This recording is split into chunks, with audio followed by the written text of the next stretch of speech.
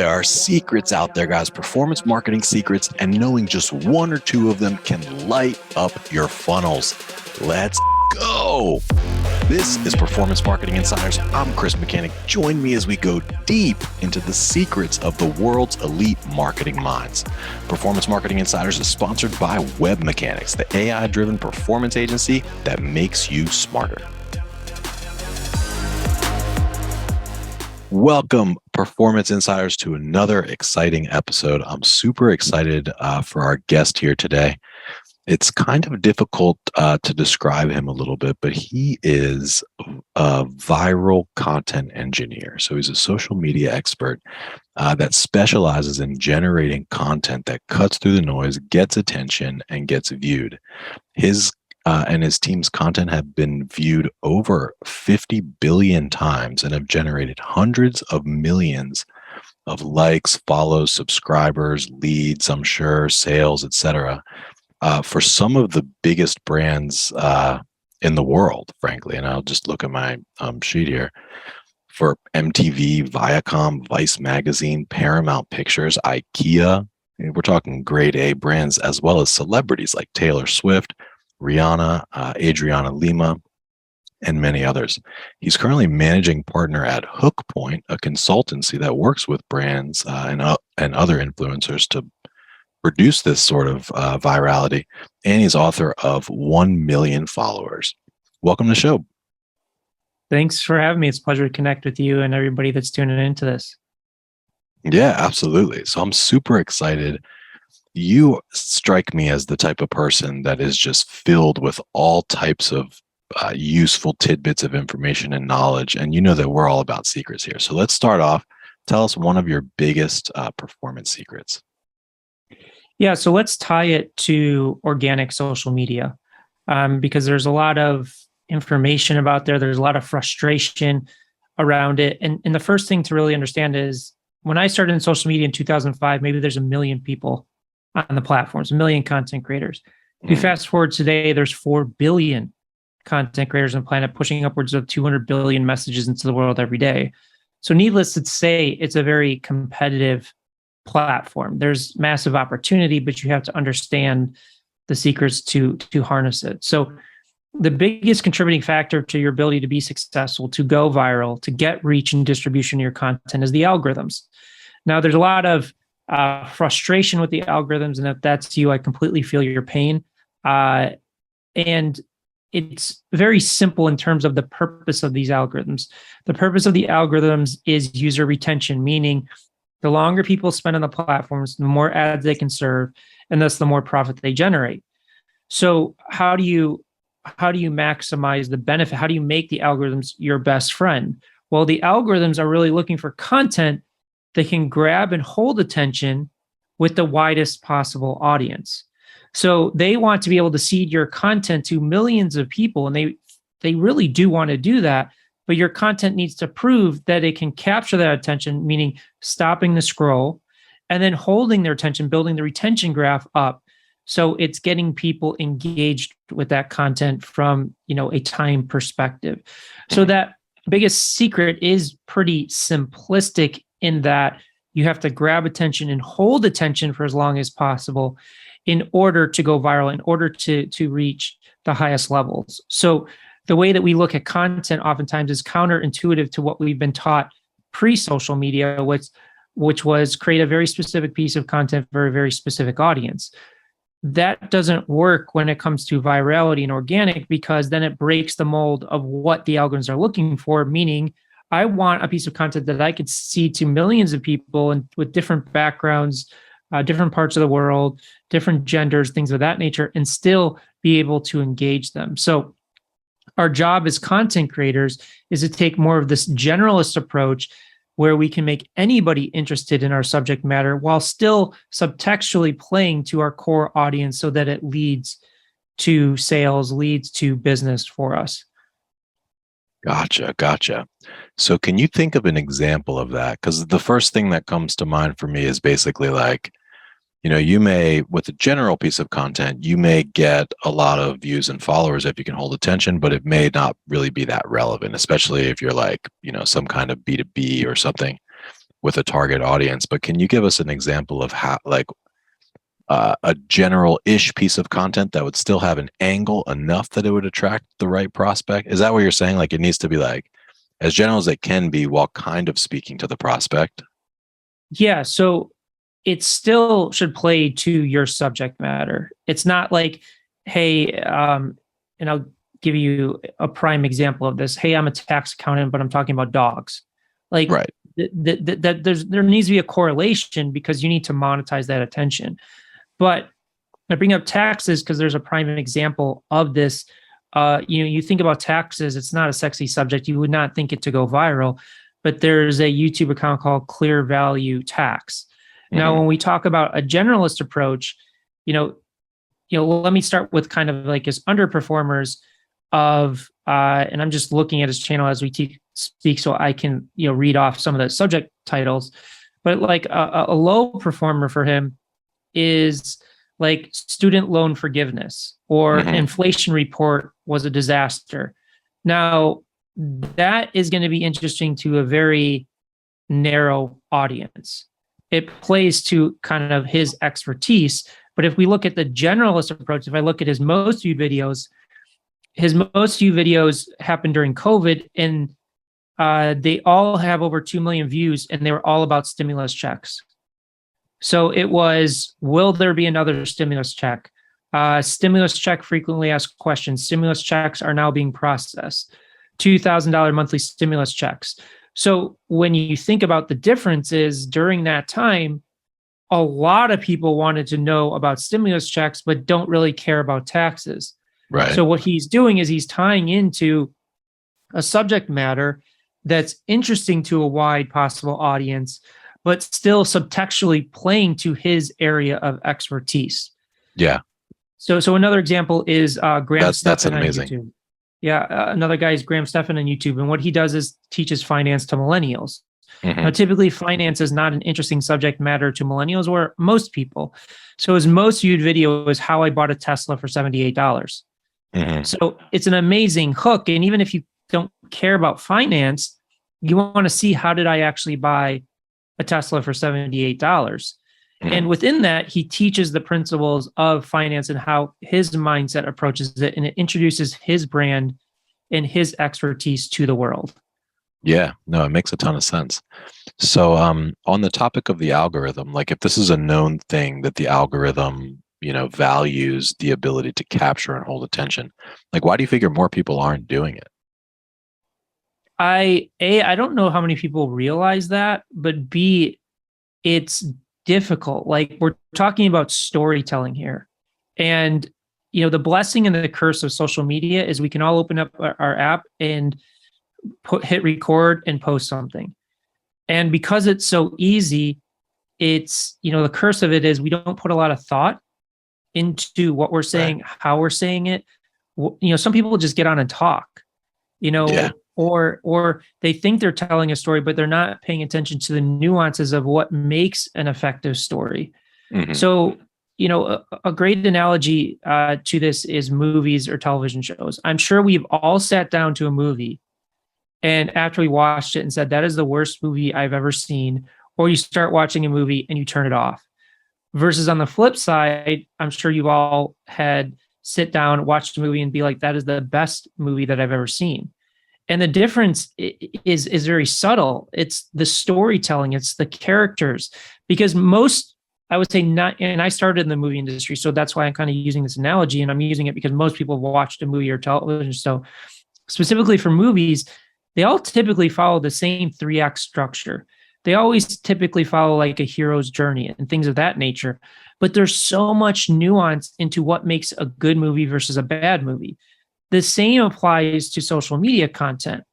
Is what is the story that we're telling to really take them on a journey? And one of the biggest elements in storytelling is tension building. So the top YouTube influencers talk about Jenga Theory. So if you ever played the game Jenga, it's a stack of blocks on a table, and each person goes around taking a turn of pulling out a block. Yeah. So in that game itself, what the end outcome is. The tower's going to fall, but you don't know when or who's going to cause it. So with each block that somebody's pulling out, as it's being pulled out, there's a tremendous amount of tension. Is it going to fall? Is it going to fall? And then when they pull it out successfully, that tension is released. And then it happens again. So oftentimes in storytelling, people are missing that element. It often comes off very flat or monotone. And there's not this inflection of raising tension, releasing tension, raising tension, releasing tension. And that's a big tool and tactic that people use in movies. So I think that is a big part, is people may think that they're telling stories, and they may in fact be telling stories, but how good is that story to really engage the audience? Does that make sense?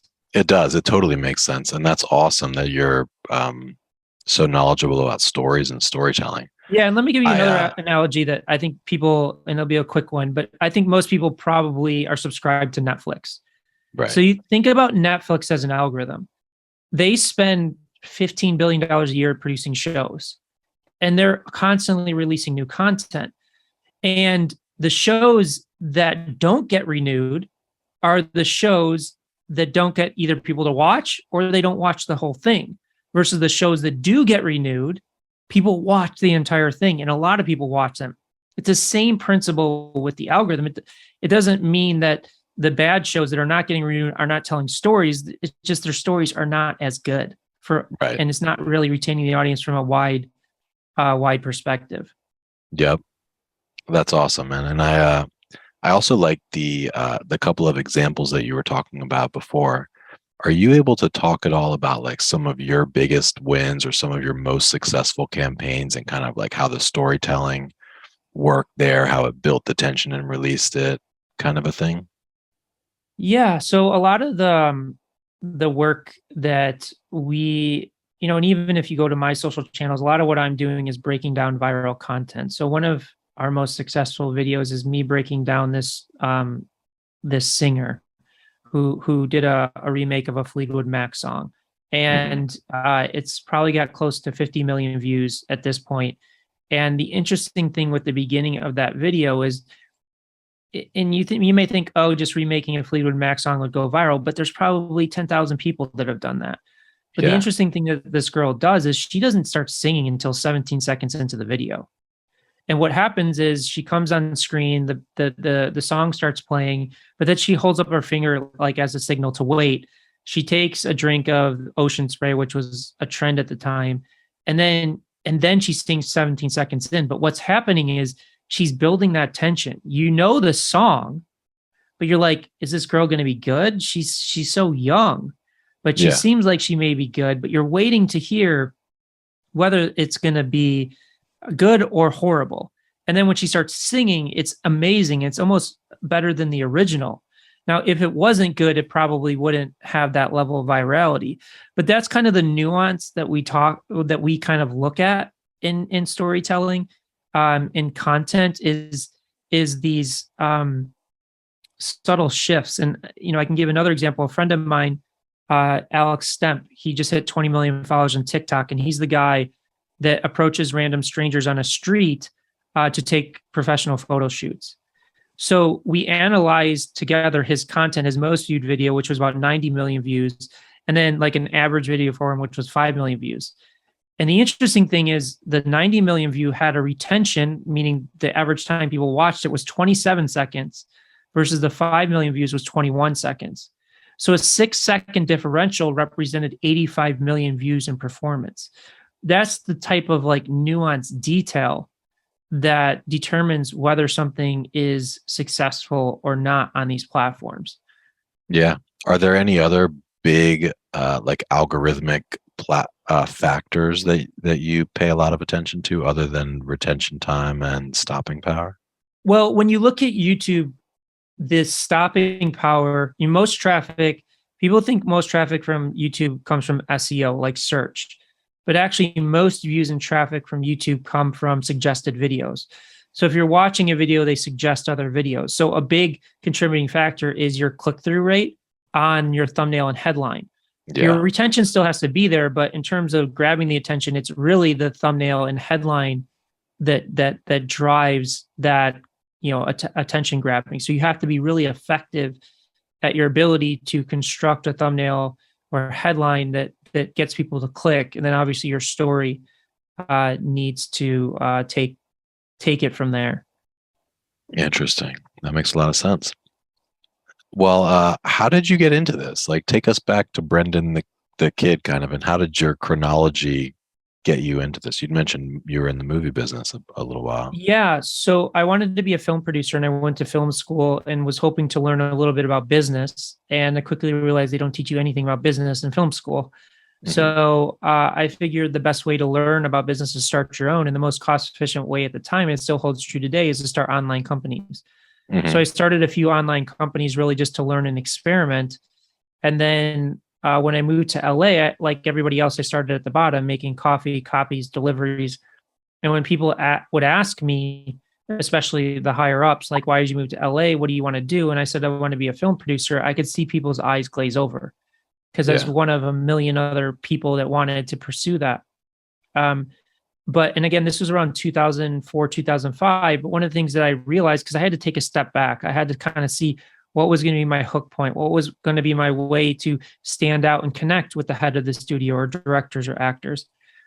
And I noticed that every time we completed a film, it was a single piece of content that we would spend tens of millions of dollars to produce and then tens of millions of dollars to market it. So there was a real sense of anxiety that would come over the office when we completed a film because we needed hundreds of millions of people to know about this single piece of content in months. We didn't have years or decades to do it. So seeing that level of anxiety, I just started going back to those higher ups and saying, listen, I know how to tap into these traffic sources for a fraction of the cost, in some cases, no cost at all, compared to what we were paying on print, television, radio, and things of that nature. So that quickly allowed me to rise up in the ranks, and I started building digital divisions for movie studios. And a lot of it was centered around social media. So I did the first influencer campaign on YouTube in 2007 for a movie called Crank with Jason Statham. So it just kind of opened my eyes to this new medium to tap into. Now, could I have ever predicted that social media would be as big as it is today? No. I just saw that there was potential that we could use it for the projects that we were so heavily invested in.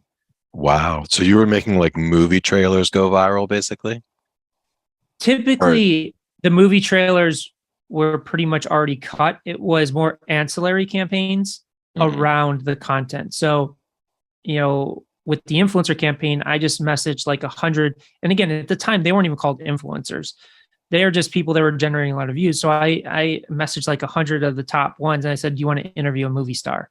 So I Mhm. would bridge that connection between the influencer and the movie, and we would create fun, engaging, different content around it. Because typically, the trailers and the TV spots and stuff, I wouldn't really have any say in that at all, and that would either work or wouldn't work. So I was looking at interesting stories to tell around the movie to get people interested in it. That's awesome, man. So you had a couple of online businesses of your own, cutting your teeth there, working at the movie studios, taught them basically about social media, built out their digital divisions, uh, and then and then what happened? And then you at some point started Hook Point, or what was the rest of the story? Yeah, so I actually started getting into building technology platforms. So I built the first ever influencer technology platform on top of MySpace, and it ended up being too early at the time. I partnered with MTV on it, did several tests with it, and those tests were successful. But again, at the time, there's no such thing as influencers as there are today. And then I got into the paid advertising space, specifically on the social media end, and was advising a company where we were managing about 100 million a year in paid spend for Fortune 100 companies, and saw a lot of the inefficiencies in the creative process there. And that's where I left and started developing a lot of the principles that Hookpoint uses today. Interesting, interesting. Cool. Well, I'm definitely interested in the efficiency of standout creatives. What are some of those principles that you guys use today? Yeah, so a big part of our success is really gleaming insights from social media. So we have a team of analysts where basically every team or analyst is going out into social media, finding viral content creators, influencers, brands, viral content formats, and really understanding those nuances. And the way that we do understand those nuances is we have a research process that's called gold, silver, bronze. So we'll take an influencer that has, like, let's just say 5 million followers, and then we'll break down his content based upon these performance. So gold is the highest level. So like, for example, we were breaking down a content creator called Hunter Prosper, and he approaches strangers on the street and asks them emotional questions about their life. So gold for him is like 20 to 30 million views plus. Silver is really the average, kind of like his baseline, which for him is 1 million views. And then bronze are the underperformers. So for him, it's in the few 100,000. And what we're doing is we're looking at what we call performance drivers in the gold. And these performance drivers can be like pacing, tonality, number of edits, first 3 seconds, captions, title cards, things of that nature. And we try and dissect and create a hypothesis of what we think are the performance drivers for this specific format and creator. But then we have to validate, do those performance drivers show up in silver and bronze? Because if they do, then we know it's the reason, it's not the reason that it's going viral. So we repeat that process over and over again. So to your question is, it's very kind of nuanced storytelling mechanisms that cause or detract from virality. So I mentioned a few of them, pacing, tonality, number of edits. We talked about the generalist principle. How do you make it, your subject matter, interesting to somebody that may have never thought about your subject matter, may not be interesting to it. But that's the reason that we have that level of success, is because we're learning from the best and we're dissecting what's making them successful, and then allowing us to apply those learnings to clients or share those insights with content creators. Interesting. And do you have some sort of tech to do that, or to help some of that process, or that's just a manual process? Yeah, we have tech to scrape the data, but unfortunately, the analysis has to be manually done. It's, we have a team of analysts that do that because there's just so much nuance in it to get to those answers. That makes sense. So, where are you right now with HookPoint? Like, what's new, what's exciting, what's next, kind of thing? Yeah, I think that we've made a clear focus on delivering these insights because we see a big gap in the market of people creating content in kind of a vacuum and not understanding or looking for these nuanced details. And even when we train people on how to do it, it can take years to kind of master the eye of seeing what is causing something to go viral versus not. So we actually created a community called Viral Trends. It's at goviral.hookpoint.com, where basically every week we do a live call where we break down the latest influencer, viral format, viral trend. And then we also open it up for questions. But then after that call, we deliver an activation guide that breaks down kind of what we talked about and key takeaways. And we even provide the actual research sheet that we generate. Because we even see it, some of our clients are creative agencies, and we even see that they just don't even have the time to go off and do it. So that's where we really believe that we can offer content creators the most value, is doing a lot of that heavy lifting for them and sharing these insights to help them improve on their creative. Got it. And the insights are similar to what you described just now, where you're basically you're dissecting the highest performing videos and describing what the subtleties are that are making it go. Yeah, so we'll use that gold, silver, bronze for a specific influencer, a brand, a content format, and our team of analysts will do the research, the gold, silver, bronze, and then on the call we walk through it in detail, allow people to ask questions, and then we give people that actual sheet and summarize it in an activation guide as well. Got it. Interesting. So we got on this topic around efficiency of content creation. Like you'd mentioned that you'd noticed a lot of the inefficiencies, and then we went into the gold, silver, bronze. So how does that actually make it more efficient? Just because you're producing more winners and less losers, kind of a thing? Yeah, it's a great question. So what I find in working with clients, and this is like 99% of people out there and so if it's you, don't feel bad. You're in the same boat as most people. They typically just skip to the ideation process. So they Mhm. just come up with ideas or they use their brand guidelines to fuel ideas. And the efficiency comes in is when you start with research and insights, you can knock out so many ideas that you just can see won't work. So you don't actually go through the process of producing, shooting it, editing it, actually filming it. Uh, you learn so much about what works in social. So it makes your ideation process, the ideas that you come up with, far more effective and efficient. So you're not spending a lot of time producing content that you could have seen would have failed, had you done the research and insights first. Yep, that makes perfect sense. That makes perfect sense. And it's sad because I'm sure that many listeners fall into that camp, and I'm sure we do as well sometimes because we will often, I mean, we will come up with a concept and basically we'll create a bunch of variations of it. But sometimes the whole, or if it works, we'll create variations, but a lot of the concepts themselves just bomb. What's your like? So you're all organic now, right? Like all the work that you're doing is on the organic side, or do you do paid stuff too?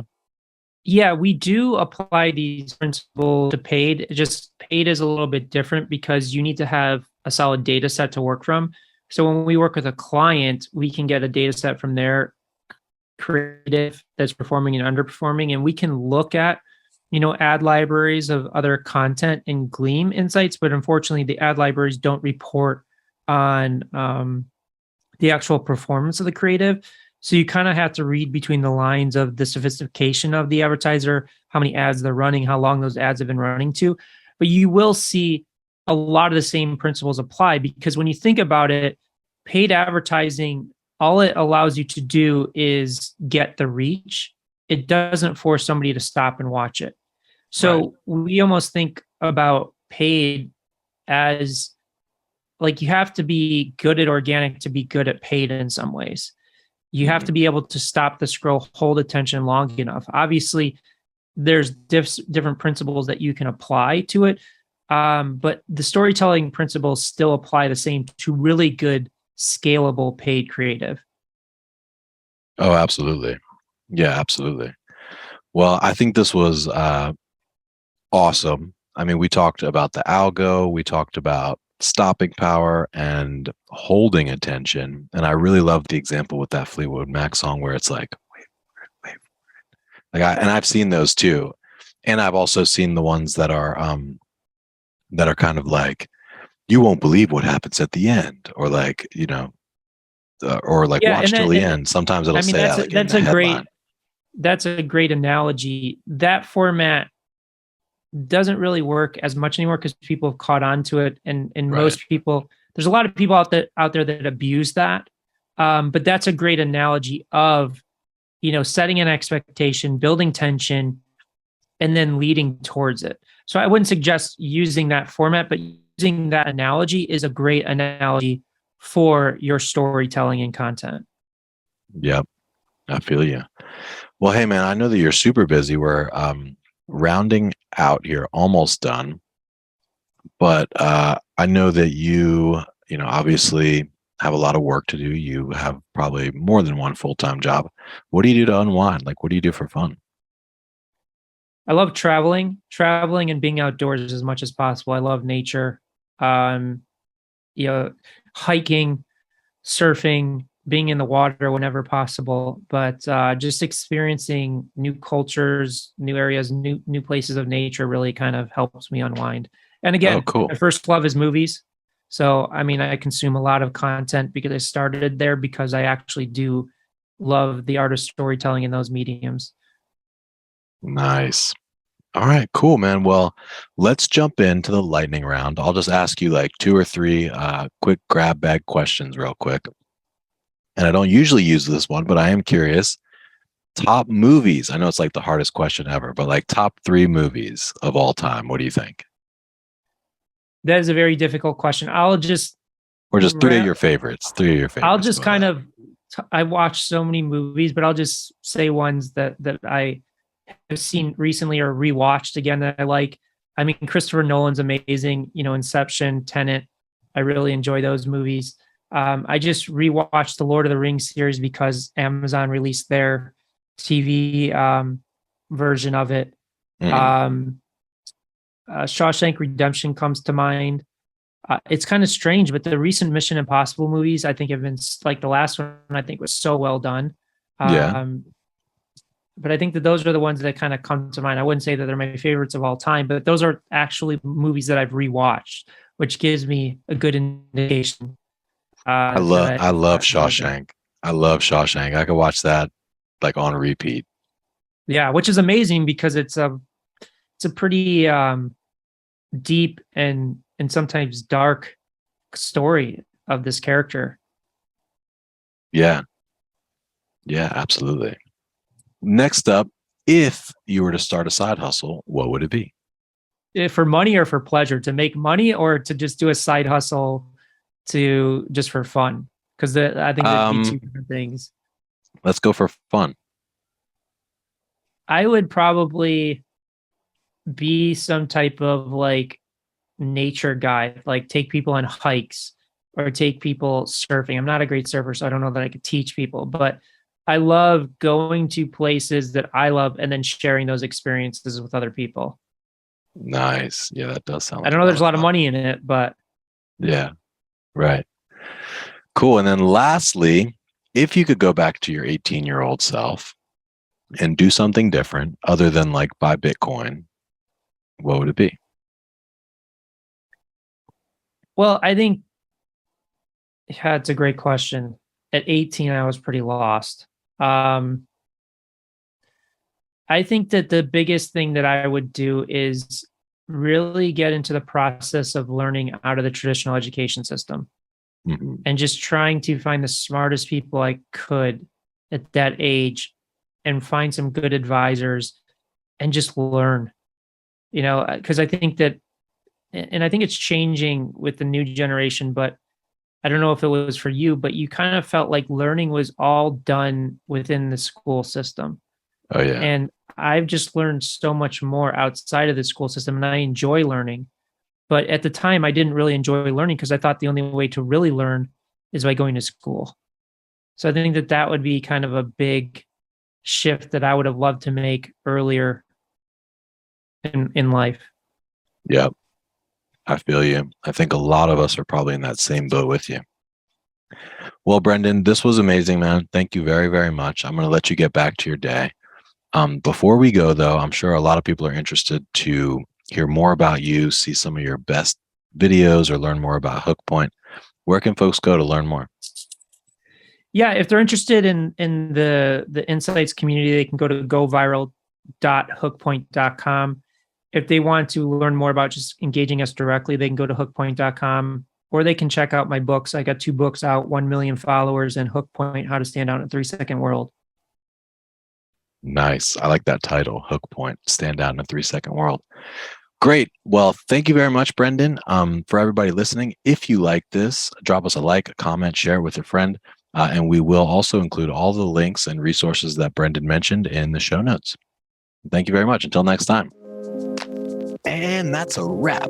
Thanks for joining us today. For show notes and other episodes, visit us at performancemarketinginsiders.com.